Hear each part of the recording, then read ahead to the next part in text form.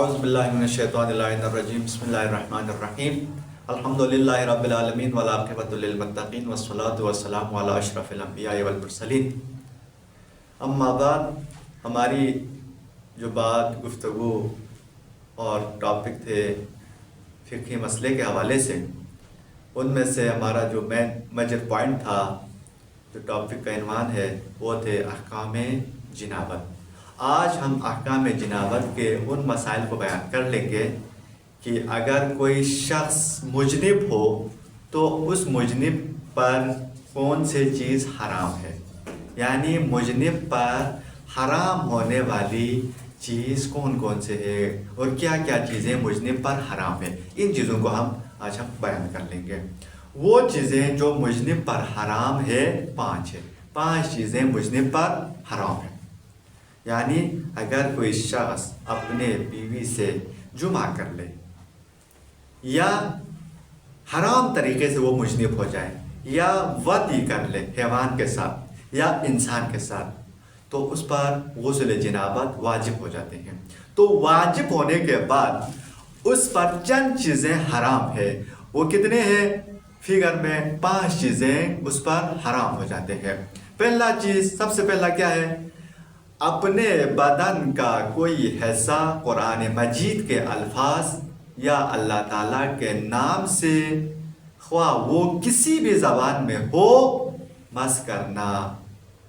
یعنی اللہ تعالیٰ کے اسم مبارک کے ساتھ اور قرآن مجید کے الفاظ کے ساتھ مس کرنا کسی بھی زبان میں ہو، کیا ہے جی؟ حرام ہے، مجنب کے لیے حرام ہے. اور بہتر یہ ہے کہ پیغمبروں اور اماموں اور حضرت زہرا سلام اللہ علیہا کے ناموں سے بھی اپنا بدن مس نہ کرے. کرنے کی صورت میں کیا ہوگا؟ حرام ہے.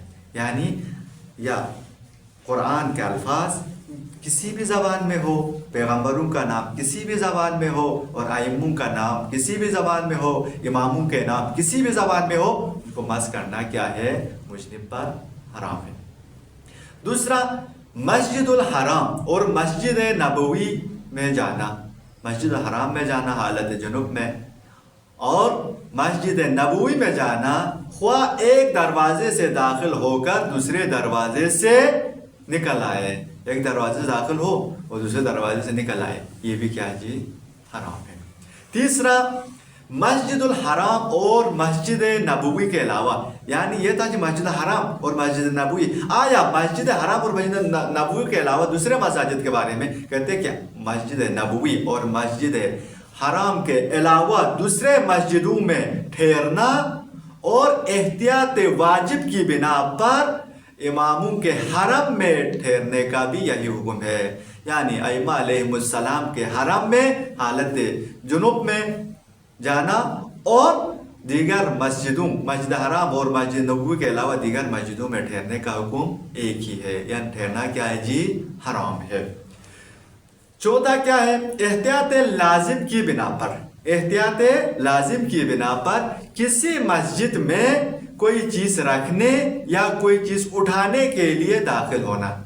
مسجد میں داخل ہو رہا ہے تاکہ کوئی چیز رکھ لے مسجد میں، یا مسجد میں داخل ہو رہا ہے تاکہ کوئی چیز اٹھا لے، یا رکھنے کے لیے یا اٹھانے کے لیے، یہ بھی کیا ہے جی؟ مجنب شخص پر حرام ہے. اور ان آیات میں سے کسی آیت کا پڑھنا، ان آیات میں سے کسی آیت کا پڑھنا جن کے پڑھنے سے سجدہ واجب ہو جائے، جن کے پڑھنے سے سجدہ واجب ہو جاتا ہے. اور وہ آیات 4 سورتوں میں ہے.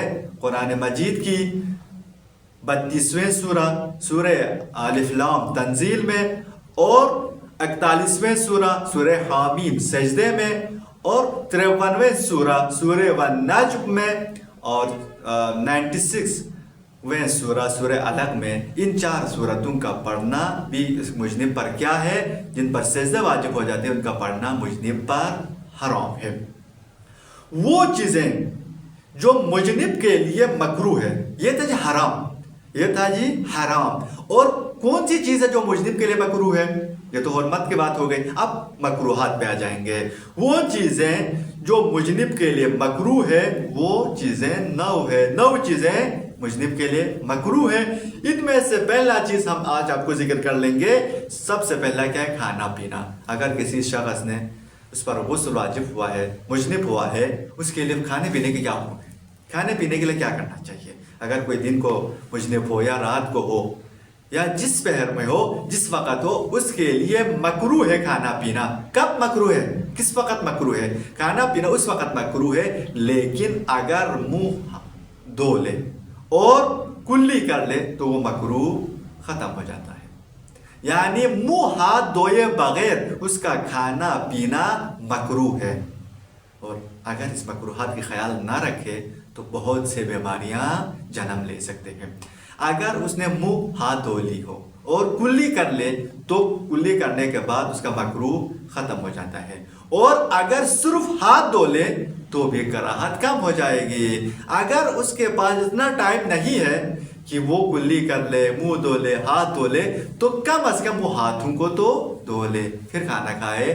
تب بھی اس کی مکروہ، تب بھی کچھ پیے یا کچھ کھائے، اس کی یعنی کراہت میں کمی آ جاتا ہے. یہ تھے آج کے ہمارے مسئلے، اور امید ہے کرتے ہیں پروردگار ہمیں ان مسائل کو سیکھ کر، سمجھ کر عمل کرنے کی توفیق عطا فرمائے.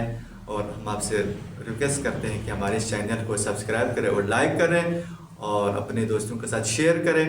اور وآخر دعوانا الحمدللہ رب العالمین.